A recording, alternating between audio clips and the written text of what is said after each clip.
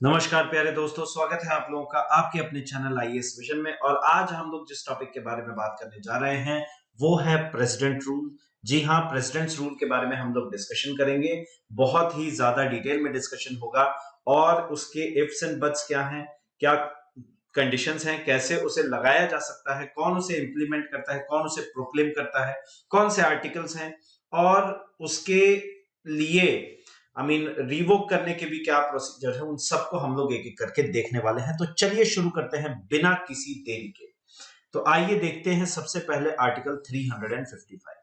तो कहानी सिर्फ 356, जो कि आप जनरली देखते हैं कि आर्टिकल 356 को एसोसिएट किया जाता है with president's law, president's rule, sorry. लेकिन 356 से एक आर्टिकल पहले जरा चलते हैं, 355। और यहां से हमें पता चलेगा कि एक्चुअली प्रेसिडेंट्स रूल की जरूरत ही क्यों आन पड़ी। और जब कॉन्स्टिट्यूएंट असेंबली की डिबेट्स चल रही थी तो उस समय बहुत ही ज्यादा एक्सटेंसिव डिबेट हुई थी प्रेसिडेंशियल रूल के बारे में। और उसमें कहा गया था, हमारे जो आर्किटेक्ट थे, हमारे संविधान के, हमारे कॉन्स्टिट्यूशन के, बी आर अम्बेडकर साहब, उन्होंने ही कहा था कि देखना, ये सिर्फ और सिर्फ एक लेटर मात्र रहेगा। एक मतलब ये आर्टिकल जो 356 डालेंगे हम लोग, इसका कभी यूज नहीं आएगा। लेकिन सिचुएशंस ऐसी रही कि 100 से ज्यादा बार अलग अलग क्षेत्रों में, अलग अलग राज्यों में इसको अभी तक लगाया जा चुका है। तो आइए देखिए, it shall be the duty of the union to protect every state against external aggression and internal disturbance and to ensure that the government of every state is carried out in accordance with the provisions of the constitution। कहने का मतलब ये है कि ये union की जिम्मेदारी है, यूनियन गवर्नमेंट की जिम्मेदारी है कि बाहरी एग्रेशन और इंटरनल डिस्टर्बेंस, इन सब के खिलाफ ये अगर होते हैं तो उनके अगेंस्ट अपनी कंट्री को प्रोटेक्ट करना, स्टेट को प्रोटेक्ट करना। कोई भी क्षेत्र हो, मतलब पूरी कंट्री की बात कर लीजिए, एक पर्टिकुलर स्टेट की बात कर लीजिए, या किसी भी एक पर्टिकुलर स्टेट के एक पर्टिकुलर रीजन की बात कर लीजिए, हर एक चीज कॉन्स्टिट्यूशन के अकॉर्डिंग चलनी चाहिए। और तो और जो गवर्नमेंट है, ये उसकी ड्यूटी है कि ये इंश्योर करे कि सब कुछ प्रोटेक्टेड रहे। इसी के वजह से आर्टिकल 356 को ऐड किया गया। क्योंकि मान लीजिए अगर कहीं से एक्सटर्नल थ्रेट आता है, इंटरनल रेजिस्टेंस आ रहा है, तो फिर क्या किया जाए। तो उस कंडीशन में प्रोविजन है, और ये हम लोग गवर्नर के समय भी देख चुके हैं कि यदि प्रेसिडेंट सेटिस्फाइड है, और प्रेसिडेंट भी खुद के सेटिस्फेक्शन की बात नहीं है, प्रेसिडेंट सेटिस्फाई होने का मतलब है एड एंड एडवाइस ऑफ, अगर एडवाइस किया जाता है, aid and advice of council of ministers, तो प्रेसिडेंट का सेटिस्फेक्शन किस पे, एक रिपोर्ट देखी जाएगी बाय गवर्नर, बाय मंथली, या हम यूं बोले कि हर 15 दिन में फोर्टनाइट रिपोर्ट सबमिट करते हैं गवर्नर जो है प्रेसिडेंट को, और उन रिपोर्ट्स के अकॉर्डिंग उन्हें एक्ट करना होता है। अगर रिपोर्ट से भी नहीं तो इवन अदरवाइज, ठीक है। तो कहने का मतलब है कि मान लीजिए रिपोर्ट पहुंची प्रेसिडेंट के पास, और गवर्नर ने अपनी रिपोर्ट में लिखा कि देखिए साहब, यहाँ पे डिस्टर्बेंस है और कंप्लीट कॉन्स्टिट्यूशनल मशीनरी जो है वो ब्रेक डाउन हो चुकी है, प्लीज आप यहाँ पे प्रेसिडेंट्स रूल लगाइए। तो उसके बाद ये रिपोर्ट भेजी जाएगी काउंसिल ऑफ मिनिस्टर्स के पास, वो एडवाइस करेंगे कि हाँ, ये कहना सही है, आप प्लीज प्रोक्लेम कीजिए, तो प्रेसिडेंट प्रोक्लेम करेंगे। और इवन अदरवाइज का मतलब है कि जैसे आईबी हुए, या फिर RANW हुआ, research and analysis wing, intelligence bureau, इनकी रिपोर्ट है, इनकी अगर रिपोर्ट है तो उसके बेसिस पे भी, इसका मतलब है, और इवन अदरवाइज का मतलब है इसके बेसिस पे भी प्रेसिडेंट एक्ट कर सकते हैं और प्रेसिडेंट्स रूल को प्रोक्लेम कर सकते हैं। So that is the significance of presidents rule.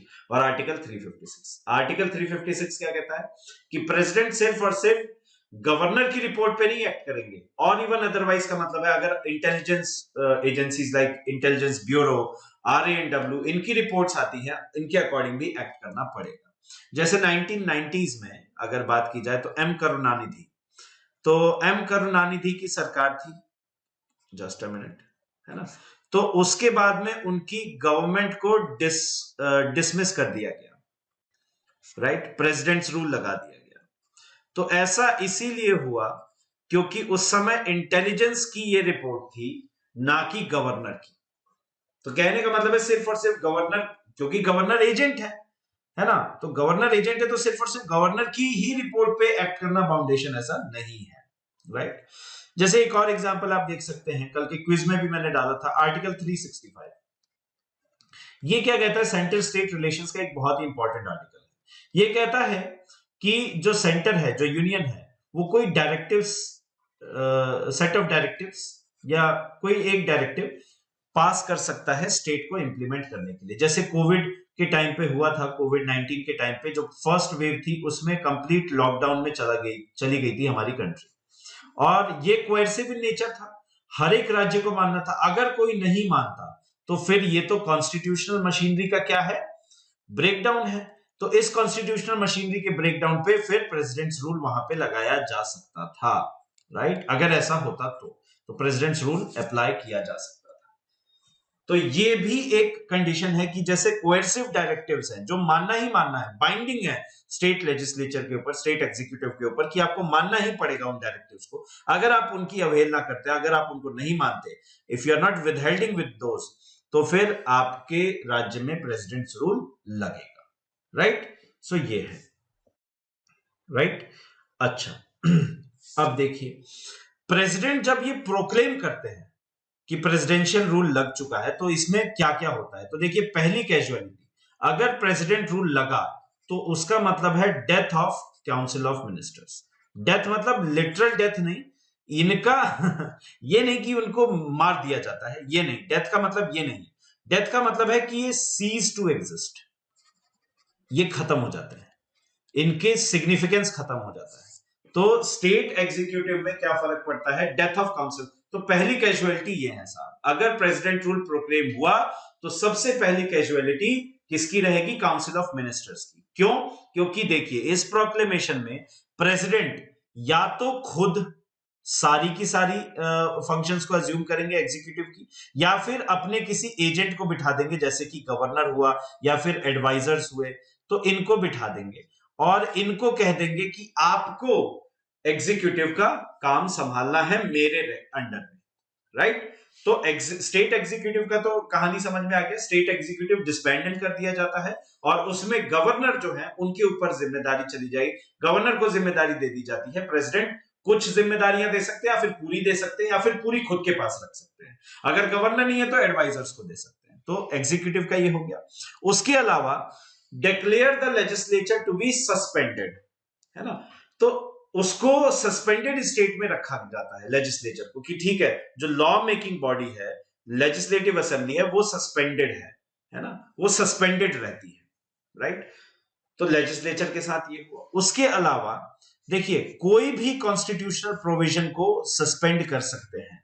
जैसे फॉर एग्जांपल, अगर मान लीजिए प्रेसिडेंट्स रूल लगता है, अभी जम्मू एंड कश्मीर में है, तो इस प्रेसिडेंट रूल के अनुसार यहां पे इंटरनेट सुविधाएं बंद है, राइट, इंटरनेट सर्विसेज बंद है। बट कोई कल को कह सकता है कि इंटरनेट सर्विसेज तो राइट टू लाइफ एंड इसके अंदर आता है, बेसिक नीड है, बट उसको बंद किया गया है इंटरनल सिक्योरिटी के मामले पे, right. Internal and right to internet services आप इस तरीके से भी ले सकते हैं कि article 19 freedom of speech and expression, तो वो डिसमेंटल्ड है ना। तो कोई भी प्रोविजन इसी तरीके से सस्पेंड किया जा सकता है, लेकिन जुडिशियल प्रोविजंस नहीं कर सकते। जैसे जो हाई कोर्ट से रिलेटेड हैं, जो हाई कोर्ट जुडिशियल सर्विसेज हैं, उनको, उन प्रोविजंस को आप सस्पेंड नहीं कर सकते। क्यों, क्योंकि there is a separation of power between legislature, executive and judiciary. ये तीनों के तीनों सेपरेटेड है हमारी कंट्री में, दैट इज व्हाई ऐसा नहीं किया जा सकता, राइट। तो जो भी प्रोविजंस हाई कोर्ट, उस स्टेट के हाई कोर्ट को लाइक कोरिलेट करते हैं, उनको आप सस्पेंड नहीं कर सकते। ओके, अब जरा हम लोग देख लेते हैं कि ये लगेगा कैसे। तो देखिए, जैसे ही इसे प्रोक्लेम किया गया, प्रोक्लेमेशन हुआ डे 1, तो डे 1 से लेके 60 डेज यानी कि 2 मंथ्स के अंदर अंदर इसे दोनों हाउसेस, लोकसभा एंड राज्यसभा, दोनों हाउसेस में सिंपल मेजॉरिटी से पास करवाया जाना है। कहने का मतलब है कि आज मान लीजिए प्रेसिडेंट्स रूल प्रोक्लेम किया गया, तो आज से लेके अगले 2 महीने तक इसको दोनों हाउसेस में अप्रूव करवा देना है। अगर नहीं अप्रूव करवा पाते तो डिसमिस हो जाएगा, है ना। अगर मान लीजिए राज्यसभा ने कर दिया, लोकसभा ने नहीं किया, राज्यसभा लोकसभा, अगर राज्यसभा ने किया लोकसभा ने नहीं किया, लोकसभा ने कर दिया राज्यसभा ने नहीं किया, इन दोनों ही केसेस में वो आपका रिवोक हो जाएगा, ठीक है, वो रिवोक हो जाएगा, राइट, प्रोक्लेमेशन रिवोक हो जाएगा।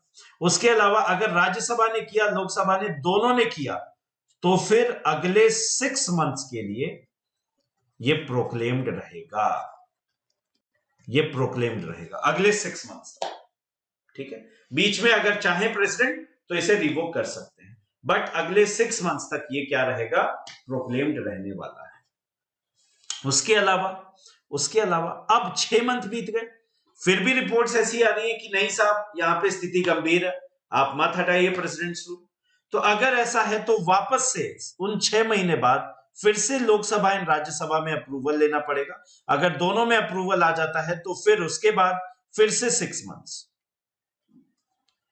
तो ऐसे करते करते हुआ क्या कि 1 साल का प्रेसिडेंट्स रूल आपने लगाया। अब इसके बाद क्या, अगर मान लीजिए अभी भी स्थिति नहीं सही हुई तो फिर क्या होगा। अगर इसके बाद भी 1 साल बाद भी अगर आपको एक्सटेंड करना है तो किया जा सकता है ना। President rule can be continued even after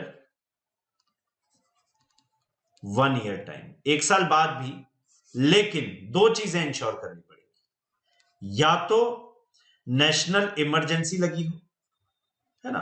अगर नेशनल इमरजेंसी लगी है तो ऑब्वियसली चुनाव वगैरह तो करवा ही नहीं जा सकते जी, लेजिस्लेचर को आप एनिमेटेड स्टेट से, सस्पेंडेड स्टेट से वापस लेके आने में, है ना। या फिर इलेक्शन कमीशन रिपोर्ट करता है that it is not good condition, good situation for elections के लिए सिचुएशन सही नहीं है, राइट। अगर इलेक्शन कमीशन ये रिपोर्ट करता है तो फिर इसे कंटिन्यू किया जा सकता है।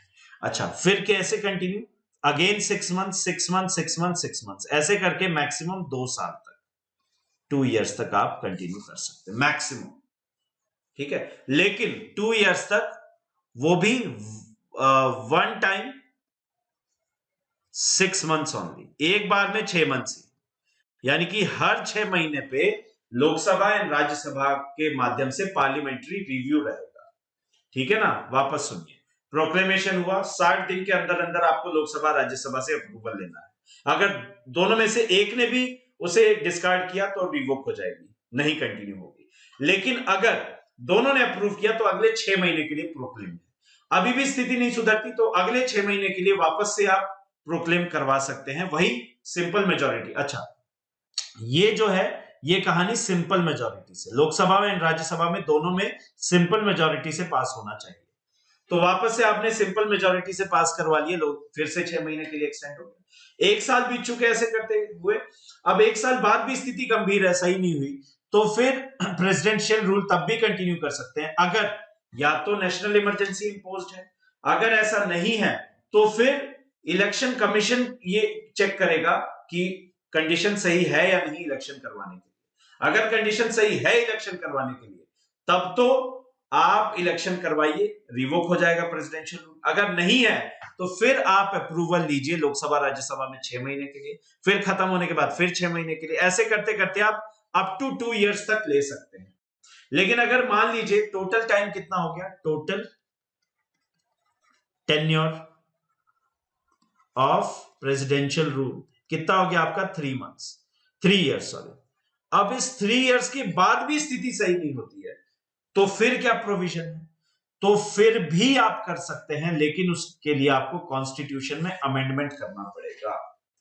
आपको कॉन्स्टिट्यूशन में इस बार अमेंडमेंट करना पड़ेगा। अगर 3 साल से ज्यादा आप कंटिन्यू करना चाहते हैं, आप ये चाहते हैं कि 3 साल से ज्यादा समय तक प्रोक्लेम्ड रहे प्रेसिडेंशियल रूल, तो आपको क्या करना पड़ेगा, आपको कॉन्स्टिट्यूशन में अमेंडमेंट करना पड़ेगा। और ऐसा हुआ भी है, ऐसा हुआ है 1980s में, जब खालिस्तानी मूवमेंट एकदम पीक पे था, तो 3 साल के लिए तो ये लगा ही प्रेसिडेंशियल रूल, लेकिन उसके अलावा स्थिति सही नहीं हुई तो 3 से 4, 4 से 5 इसको कर दिया गया पंजाब के केस में, राइट। कॉन्स्टिट्यूशन में अमेंडमेंट किया गया, कहा गया कि पंजाब के लिए 3 नहीं 4 साल और फिर 4 नहीं 5 साल। तो ऐसा हुआ भी है in our history of independent India.